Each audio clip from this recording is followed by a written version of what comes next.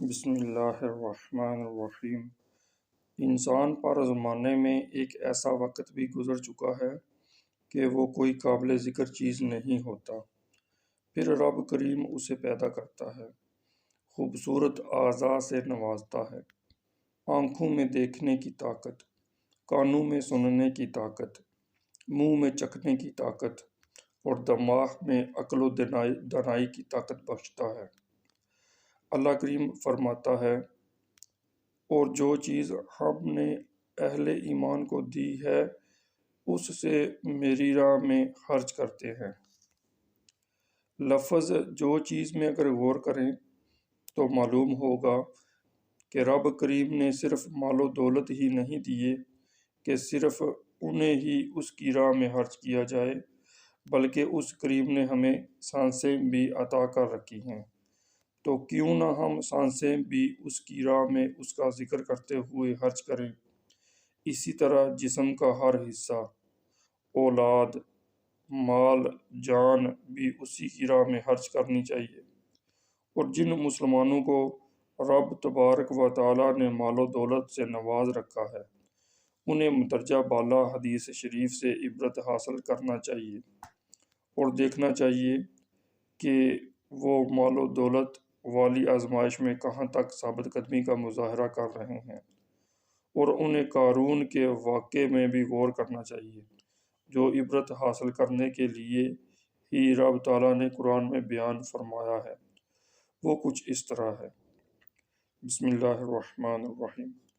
بے شک قارون موسیٰ علیہ السلام کی قوم میں سے تھا، پھر اس نے سرکشی کی ان پر، اور ہم نے اسے دیے تھے اتنے خزانے کہ ان کی چابیاں اپنے بوجھ سے جھکا دیتی تھیں ایک طاقتور جماعت کی کمروں کو۔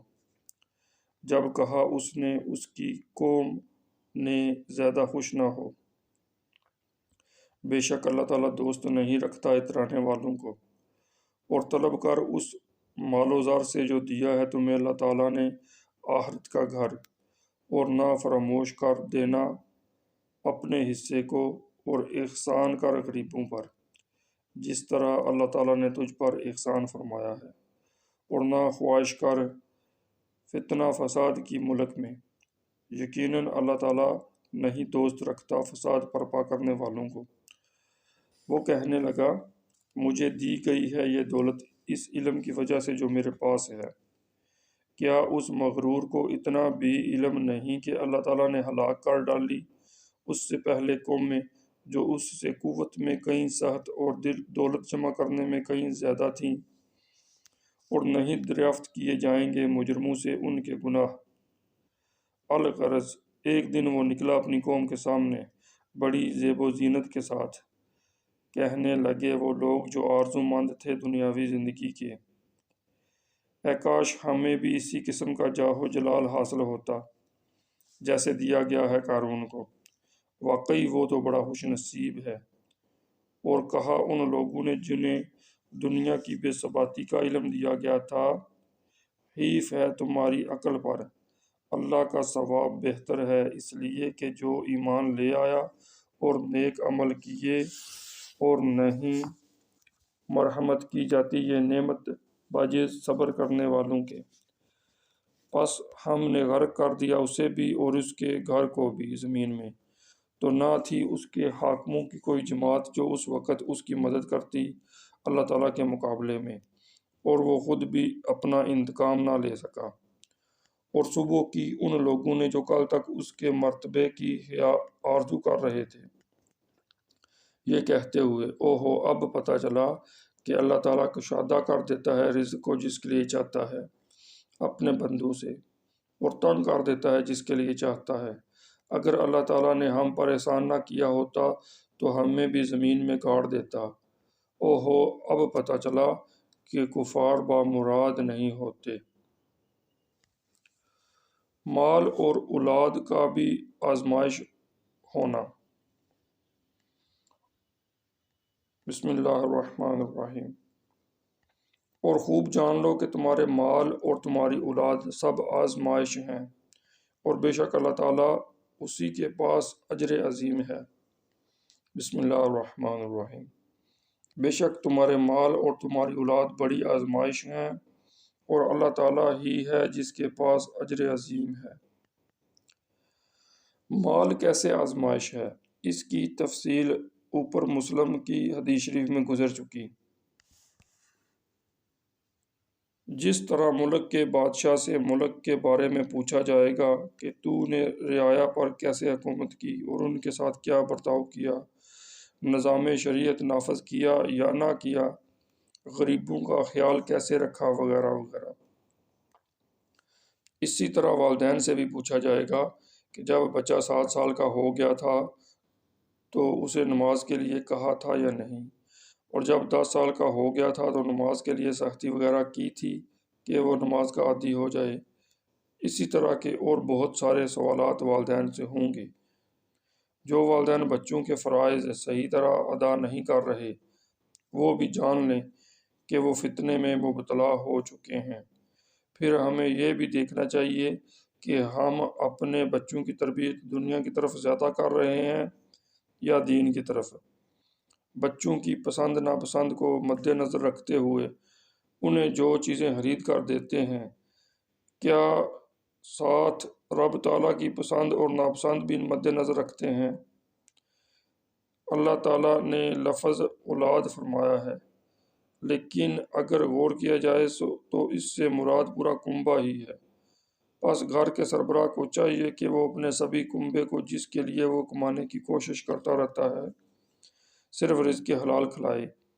بیوی خامند کو نئے زیورات کا کہتی ہے، اور امیر خامند شام کو نیا زیور لا دیتا ہے اور سال گزرنے پر اس کی زکوٰۃ ادا نہیں کرتا۔ یقیناً خدا سے کم اور بیوی سے زیادہ پیار کرنے والا خامند ہے۔ بس ہم سب کو ایسی چھوٹی چھوٹی باتوں میں غور کر کے اپنا محاسبہ کرنا چاہیے کہ ہم کتنے پانی میں ہیں اور کس سے زیادہ محبت کر رہے ہیں۔ ہمیں کس سے زیادہ محبت کرنی چاہیے۔ اپنے علم پر ناز کرنے والا بھی آزمائش میں مبتلا ہوتا ہے۔ بسم اللہ الرحمن الرحیم۔ سورہ زمر میں اللہ تعالیٰ فرماتا ہے، پس جب پہنچتی ہے انسان کو کوئی تکلیف تو ہمیں پکارتا ہے، پھر جب ہم عطا کر دیتے ہیں اسے نعمت اپنی جانب سے تو کہنے لگتا ہے کہ یہ نعمت مجھے دی گئی ہے اپنے علم و فضل کے باعث۔ اے غافل، یوں نہیں بلکہ یہ آزمائش ہے، لیکن اکثر لوگ نہیں جانتے۔ سب اسی سے مانگتے ہیں اور وہ کریم سبھی کو دیتا ہے۔ وہی کریم اپنے بندوں کی تکالیف دور کرتا ہے، اور سکون اور امن بھی وہی عطا کرتا ہے۔ بس اگر اللہ تعالیٰ اپنے بندے پر رزق کے دروازے کھول دے، اسے مالا مال کر دے، تو اسے قارون کی طرح اکڑ نہیں جانا چاہیے اور یہ نہیں کہنا چاہیے کہ بھائی یہ تو مجھے میرے علم کی بدولت ملا۔ اے ناسمجھ انسان، تو اتنا بھی سمجھ نہ سکا کہ یہ عقل بھی تو اسی کریم کی عطا ہے، ورنہ دنیا میں کئی ایسے بھی انسان ہیں جو پاگل عقل و شعور سے خالی ہیں، وہ کیوں نہیں اتنی دولت اکٹھی کر لیتے؟ ذرا سوچ، رب کریم نے تجھے دولت دی، عقل دی، معاشرے میں عزت دی، اچھے کپڑے، جوتے اور مکان وغیرہ دیے، اور اب تو یہ کہے کہ اجی یہ میرے علم کی بدولت مجھے ملا، میں زکوٰۃ کیوں دوں؟ یاد رکھ، اگر وہ دے سکتا ہے تو وہ قادر واپس بھی لے سکتا ہے، اور رب بڑا بے نیاز ہے، اس کو کسی کا ڈر نہیں، اور سب اسی سے ڈرتے ہیں۔ وہ پکڑنا چاہے تو 1 سیکنڈ میں مجرموں کو پکڑ لے۔ بس یہ کریم کی کرم نوازیوں کی انتہا ہے کہ وہ بار بار ہم نکموں سرکشوں کو موقع اور ڈھیل دیے جا رہا ہے کہ شاید یہ اپنی جانوں پر ظلم کرنے والے میری جانب رجوع کر کے معافی مانگ لیں۔ ہاں، یہ بھی تو ہو سکتا ہے کہ جس ڈیل کا ناجائز فائدہ اٹھاتے ہوئے ہم مزید نافرمانیوں میں لگے ہوئے ہیں، یہ ڈیل ہماری آزمائش ہی ہو، اور ایک مقررہ وقت تک ہمیں موقع دیا جا رہا ہو، اور جو ہی ہماری زندگی کا چراغ گل ہو تو پھر ہمیں سمجھ آئے۔ قرآن پاک کی یہ آیت اپنے اندر ایسے نافرمانوں کے لیے کتنی عبرت رکھتی ہے جو شتر بے مہار کی طرح ایک کے بعد ایک اور نافرمانی کرتے چلے جاتے ہیں۔ اللہ کریم اپنے محبوب پاک صلی اللہ علیہ وسلم سے کچھ اس طرح فرماتا ہے کہ آپ صلی اللہ علیہ وسلم یوں فرمائیں، اور میں کیا جانوں اس ڈیل سے شاید تمہارا امتحان لینا اور ایک وقت تک تمہیں لطف اندوز کرنا مطلوب ہو۔ پس اے وہ میرے مسلمان غافل بھائیوں جن پر اللہ کریم نے اپنے رب اپنے رزق کے دروازے کھول دیے ہیں، جاگو جاگو جاگو کہ اگر وقت مقررہ گزر گیا تو جاگنا بیکار ہوگا۔ تمہاری زمینیں، تمہارے کاروبار، تمہارے بینک بیلنس، تمہارے پلاٹ و زیورات سب امتحان و آزمائش ہیں۔ امتحان یہ ہے کہ قرآن و حدیث کے فیصلوں کے مطابق کون اپنے مال سے زکوٰۃ دیتا ہے۔ اپنا وہی ہے جو کھا لیا، پہن لیا یا راہ ہدیٰ میں دے کر محفوظ کر لیا۔ سنو، دیکھو ہمارا کریم پروردگار ہم سے کیا فرما رہا ہے۔ بسم اللہ الرحمن الرحیم۔ سورہ الحدید میں اللہ تعالیٰ فرماتا ہے، کون ہے جو اپنا مال اللہ تعالیٰ کو بطور قرض حسنہ دے اور اللہ تعالیٰ کئی گنا بڑھا دے اس کے مال کو اس کے لیے، اس کے علاوہ اسے شاندار اجر بھی ملے گا۔ واہ، مولا کریم تو کتنا کریم ہے، یہ ہم سوچ بھی نہیں سکتے۔ ہمارے پاس جو کچھ بھی ہے تیرا ہی دیا ہوا ہے، اپنی چیزیں ہی بطور قرض مانگ رہا ہے اور ساتھ بہت زیادہ اجر کا وعدہ بھی فرما رہا ہے۔ اللہ تیرے وعدے سے وعدہ کس کا زیادہ سچا ہو سکتا ہے؟ لیکن ہم کتنے نادان اور کم عقل اور کم ظرف ہیں۔ ہمارے مولا ہمارے حالوں پر رحم فرما، آمین۔ سورۃ اعراف میں اللہ تبارک و تعالیٰ فرماتا ہے، اور پوچھو ان سے حال ان بستی کا جو آباد تھی ساحل سمندر پر، جب کہ وہ حد سے بڑھنے لگے ہفتے کے حکم کے بارے میں، جب آیا کرتی ان کے پاس ان کی مچھلیاں ان کے ہفتے کے دن پانی پر تیرتی ہوئی، اور جو دن ہفتے کا نہ ہوتا تو وہ نہ آتی ان کے پاس۔ اس طرح بے دھڑک ہم نے آزمائش میں ڈالا انہیں، بسبب اس کے کہ وہ نافرمانی کیا کرتے تھے۔ منقول ہے کہ یہ بستی والے جن کا ذکر اللہ تعالیٰ نے کیا ہے، ان پر ہفتے کے دن مچھلیاں وغیرہ پکڑنا حرام تھا، لیکن بطور امتحان مچھلیاں باقی دنوں نہ آتی یا کم آتی، لیکن جب ہفتے کا دن ہوتا تو پانی میں مچھلیاں ہی مچھلیاں آ جاتی۔ سو انہوں نے پابندی کی پرواہ نہ کی اور پابندی کے دن مچھلیاں پکڑنا شروع کر دی۔ یہ بھی آتا ہے کہ انہوں نے علیحدہ سے تالاب بنا لیے اور ہفتے والے دن جب مچھلیاں آتی تو چھوٹے نالوں کے ذریعے وہ مچھلیوں کو سمندر سے تالابوں تک لے آتے اور نالوں کے منہ بند کر دیتے، اور پھر سوموار یعنی دوسرے دنوں میں وہاں مچھلیاں پکڑ لیتے اور کہتے کہ ہم کب ہفتے کو مچھلیاں پکڑتے ہیں، بلکہ ہم تو دوسرے دنوں میں پکڑتے ہیں۔ بستی کے لوگ 3 گروہوں میں تقسیم ہو گئے۔ ایک گروہ نافرمانوں کا تھا، دوسرا گروہ وہ تھا جو نافرمانی نہ کرتا تھا اور نہ نصیحت ہی کرتا تھا، اور تیسرا گروہ وہ نافرمان بھی نہ تھا اور نافرمانی کرنے والوں کو روکتا ٹوکتا بھی رہتا تھا کہ ایسا نہ کرو، اللہ کے عذاب سے ڈرو۔ قرآن یہ واقعہ کچھ اس طرح سناتا ہے، بسم اللہ الرحمن الرحیم۔ اور جب کہا ایک گروہ نے ان میں سے کہ تم کیوں نصیحت کرتے ہو اس قوم کو، اللہ جنہیں ہلاک کرنے والا ہے یا انہیں عذاب دینے والا ہے، سخت عذاب۔ انہوں نے کہا تاکہ معذرت پیش کر سکیں تمہارے رب کے دربار میں کہ ہم نے اپنا فرض ادا کر دیا، اور شاید وہ ڈرنے لگے۔ پھر جب انہوں نے فراموش کر دی جو انہیں نصیحت کی گئی تھی تو ہم نے نجات دے دی انہیں جو روکتے تھے برائی سے، اور پکڑ لیا ہم نے ان کو جنہوں نے ظلم کیا برے عذاب سے، بوجہ اس کے کہ وہ نافرمانی کیا کرتے تھے۔ پھر جب انہوں نے سرکشی کی جس سے وہ روکے گئے تھے، ہم نے حکم دیا انہیں کہ بندر بن جاؤ راندے ہوئے۔ یہ سورہ اعراف کی آیات ہیں۔ منقول ہے کہ اس بستی میں جو نیک لوگ تھے انہوں نے اس سرکشی کرنے والے گروہ کو بہت سمجھایا، مگر جب وہ باز نہ آئے تو انہوں نے اپنے اور ان کے درمیان ایک دیوار کھڑی کر دی۔ ایک دن جب سرکشوں کے گروہ کا کوئی فرد انہوں نے نہ دیکھا تو انہوں نے حقیقت حال جاننے کے لیے دیوار کی دوسری جانب جا کر دیکھا تو وہاں بندر ہی بندر تھے، اور وہ قریب آتے روتے اور اپنے رشتہ داروں اور بستی والوں کو پہچانتے تھے اور سونگتے تھے۔ پھر بعد میں وہ سب کے سب مر گئے۔ اللہ تعالیٰ کا عذاب ایسا نہیں کہ اس سے بے خوف ہو جایا جائے، اس کی پکڑ بڑی ہی سخت پکڑ ہے، اس کی گرفت جیسی کسی کی گرفت نہیں، اس کے عذاب جیسا کسی کا عذاب نہیں۔ وہ بڑا جبار اور قہار رب ہے، وہ سرکشوں، جابروں اور متکبروں کو ایسے فنا کرتا ہے کہ ان کو رونے والا بھی کوئی نہیں رہتا۔ کون ہے جو اس کو کسی کام سے روک سکے؟ اسے کسی کا ڈر نہیں اور سب اسی سے ڈرتے ہیں۔ وہ کسی کا محتاج نہیں اور سب اسی سے مانگتے ہیں۔ وہ سچا اور حقیقی بادشاہ ہے، ساری طاقت اسی کے ہاتھ میں ہے۔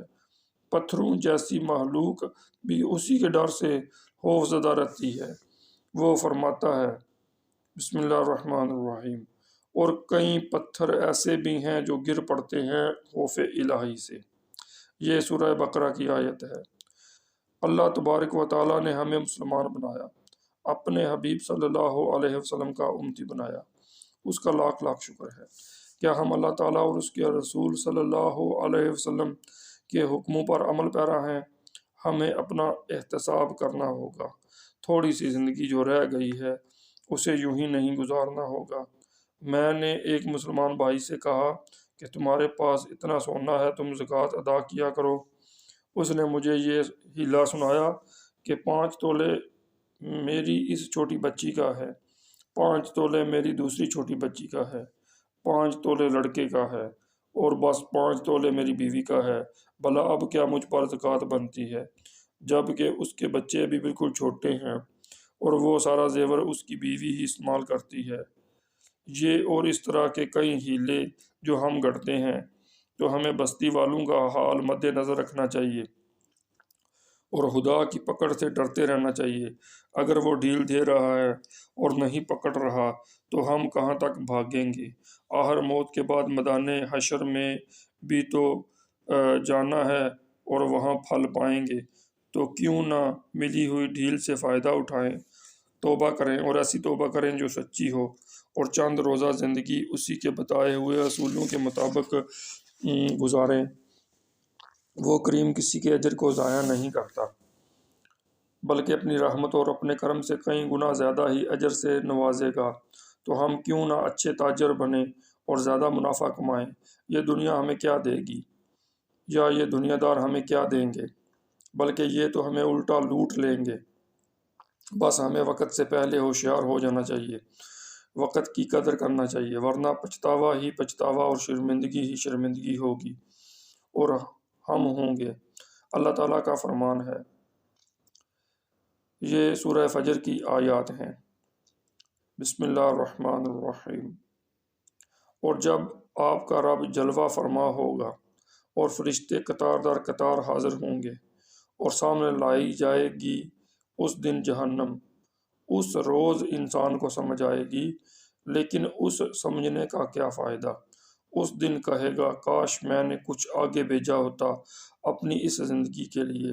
بس اس دن اللہ کے عذاب کی طرح نہ کوئی عذاب دے سکے گا اور نہ کوئی اس کے باندھنے کی طرح باندھ سکے گا۔ چھوٹا بچہ اگر کسی نقصان دہ چیز کا مطالبہ ماں سے کر بیٹھے تو کیا ماں اسے وہ چیز دے دیتی ہے؟ ہرگز نہیں دیتی، کیونکہ وہ اس سے پیار کرتی ہے۔ بس اللہ تعالیٰ تو ماں سے بڑھ کر اپنے بندے سے پیار کرنے والا ہے۔ اس کے جتنے فرمان ہیں اگر ہم ان سب پر عمل کریں ہمیں فائدے ہی فائدے حاصل ہوں گے۔ ہو سکتا ہے جن چیزوں کو ہم اپنے حق میں بہتر سمجھتے ہوں وہ بہتر نہ ہوں، اور یہ بھی ہو سکتا ہے کہ جن کو غلط سمجھ رہے ہوں وہ بہتر ہوں۔ جب اچھے برے کا سارا علم ہمارے مالک کے پاس ہے تو ہم خواہ مخواہ کیوں ٹکرے مارتے پھر رہے ہیں؟ صرف وہ ہی کیوں نہ کریں اور صرف اسی راستے پر کیوں نہ چلیں جو راستہ بتانے والے نے بتا دیا ہے؟ بس ہم کم عقل والے انسانوں کو چاہیے کہ اس سچے، عظیم اور حکمتوں سے بھرے ہوئے حکموں پر عمل کرتے جائیں جو قرآن و حدیث کی صورت میں ہمیں عطا کیا جا چکا ہے۔ خواہ شیطان ہمیں لاکھ سستی دلائے کہ نماز نہ پڑھنا، تو بیمار ہے، اور ٹھنڈے پانی سے وضو کر کے تو بیمار ہو جائے گا، زکوٰۃ نہ دینا کہ تیرے روپے کم ہو جائیں گے، حج نہ کرنا، راستے میں بڑی تکالیفیں ہیں اور روپے مفت کے خرچ ہوں گے، روزے نہ رکھنا، دیکھ تو پہلے ہی کمزور ہے، مزید کمزور ہو جائے گا اور بیمار پڑ جائے گا۔ پس ہمیں چاہیے کہ شیطان کے مکر میں نہ آئیں اور صراط مستقیم پر چلتے رہیں یہاں تک کہ ہماری موت آ جائے، اور ہم کلمہ طیبہ پڑھتے ہوئے اس امتحان گاہ سے اچھے عملوں کے ساتھ اپنی جانیں فرشتوں کے حوالے کریں۔ اگر ہم حقیقی معنوں میں ایسا کرنے والے بن جائیں تو آخری گھڑی اللہ کریم کی طرف سے یہ دل نواز اعلان سننے کو ملے گا۔ بسم اللہ الرحمن الرحیم۔ سورۃ الفجر کی آیات۔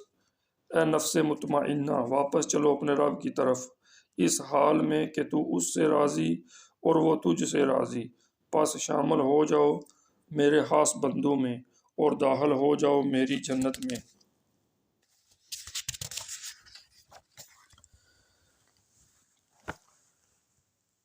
اسی طرح اللہ تعالیٰ سورہ فجر میں فرماتا ہے، مگر انسان بھی عجیب شے ہے کہ جب آزماتا ہے اسے اس کا رب، یعنی اس کو عزت دیتا ہے اور اس پر انعام فرماتا ہے تو وہ کہتا ہے میرے رب نے مجھے عزت بخشی، اور جب اس کو یوں آزماتا ہے کہ اس پر روزی تنگ کر دیتا ہے تو کہنے لگتا ہے کہ میرے رب نے مجھے ذلیل کر دیا۔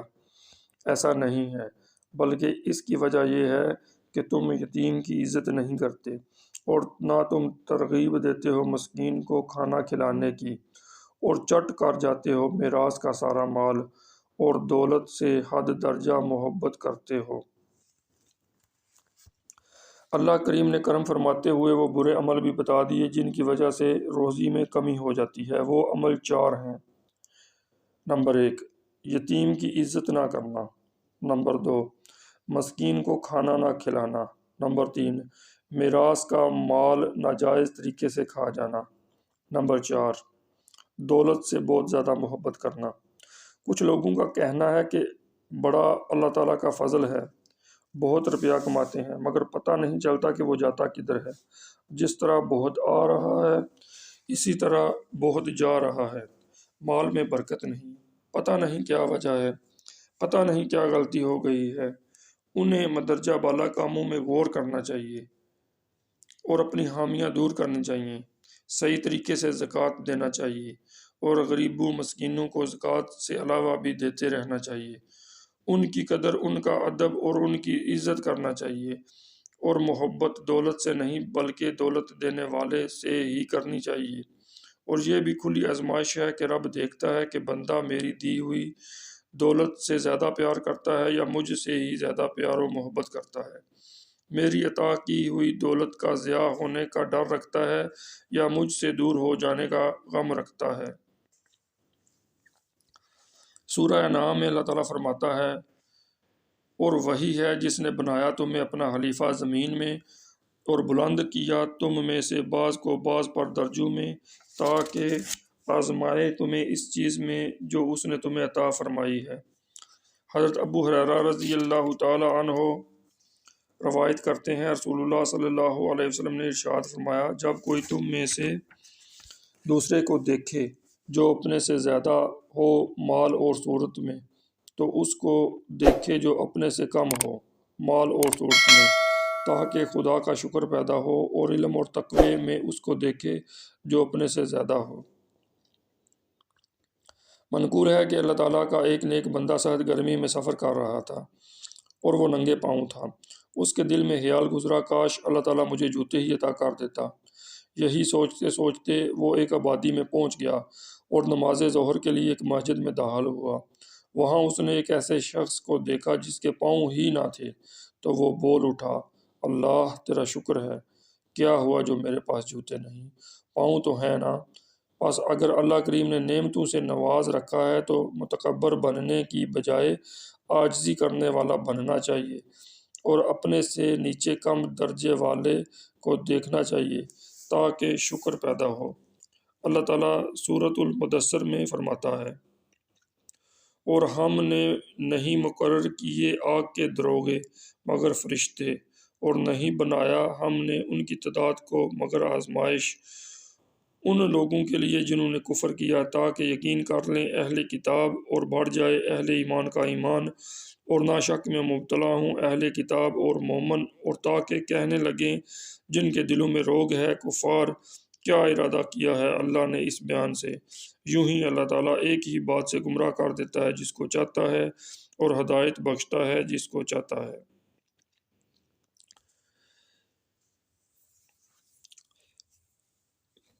پہلی آیت میں جو نظارے کا ذکر ہوا ہے اس سے مراد واقعہ معراج ہے، مگر کفار نے طرح طرح کی باتیں بنانی شروع کر دی کہ دیکھو اتنی جلدی اتنا لمبا سفر کس طرح ممکن ہے، اور جس درخت کا ذکر ہوا ہے اس سے مراد جہنم میں اگنے والا تھور کا درخت ہے۔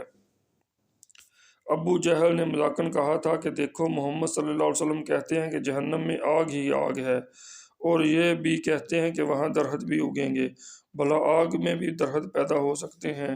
اسی طرح انہوں نے دوزخ کے دروغوں اور ان کی تعداد پر بھی خوب مذاق بنایا اور کہا کہ یہ بیان کیسا ہے، اور کیا ارادہ ہے اللہ کا اس بیان سے؟ مومنین کی کیا شان ہے؟ اللہ تعالیٰ فرماتا ہے وہ جو ایمان لائے ہیں غیب پر اور صحیح صحیح ادا کرتے ہیں نماز، اور اس سے جو ہم نے انہیں روزی دی خرچ کرتے ہیں، اور وہ جو ایمان لائے ہیں اس پر اے حبیب جو اتارا گیا ہے آپ پر، اور جو اتارا گیا ہے آپ سے پہلے، اور آخرت پر بھی یقین رکھتے ہیں۔ روایات میں آتا ہے کہ ایک دفعہ حضور صلی اللہ علیہ وسلم نے ایک عرابی سے اونٹ کا سودا کر لیا۔ سودا کرتے وقت وہاں تیسرا کوئی موجود نہ تھا۔ بعد میں عرابی مکر گیا اور کہا اگر تم سچے ہو تو کوئی گواہ پیش کرو۔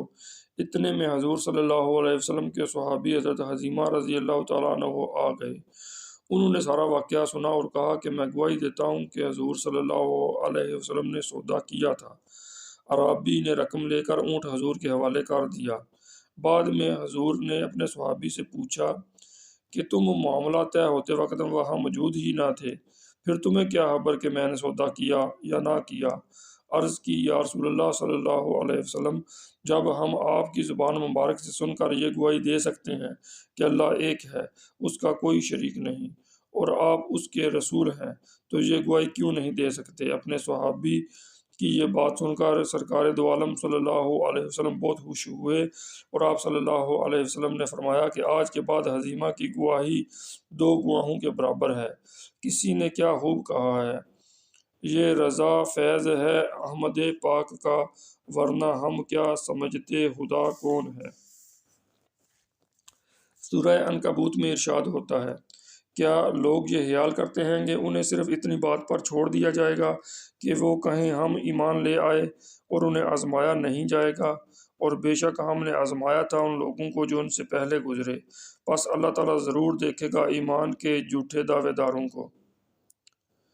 اسی طرح سورہ آل عمران میں ارشاد ہے کیا تم گمان کرتے ہو کہ یوں ہی داخل ہو جاؤ گے جنت میں، حالانکہ ابھی دیکھا ہی نہیں اللہ نے ان لوگوں کو جنہوں نے جہاد کیا تم میں سے، اور دیکھا ہی نہیں آزمائش میں صبر کرنے والوں کو۔